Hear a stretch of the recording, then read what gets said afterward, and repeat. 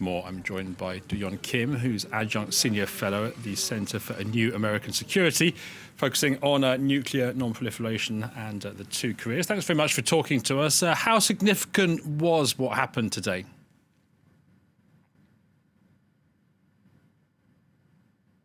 Well, thanks for having me. There was a lot of drama and theatrics, but the only meaningful outcome was that Trump and Kim were able to agree to have their two negotiating teams resume talks.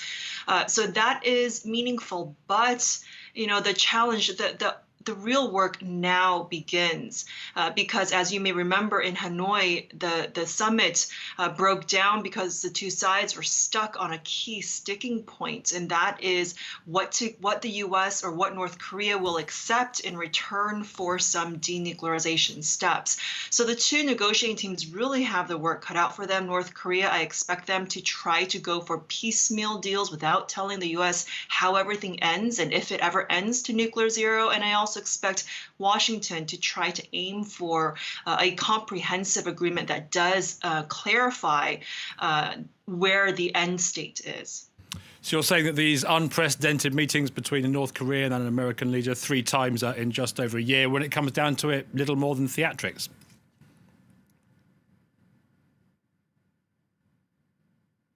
Yes, a lot of theatrics, more than anyone would ever expect. And it really is giving Kim Jong-un the prestige and the attention that he's always wanted without having to work for it, without having to really give anything, any denuclearization steps in return.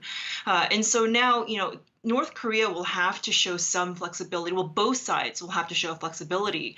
But if Pyongyang continues to demand complete lifting of key sanctions, then I can imagine that for Washington, that would be a non-starter.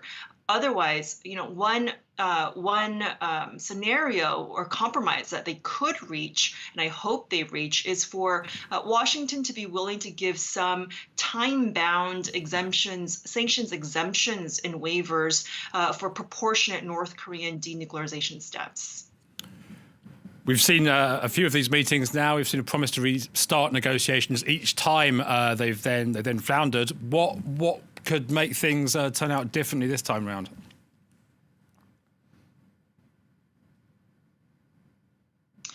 Well, a lot of factors.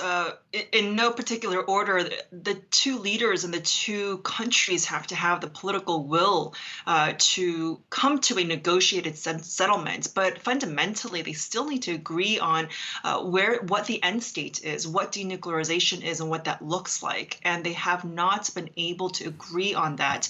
And that's a fundamental issue that will really make or break this current diplomacy and symmetry moving forward.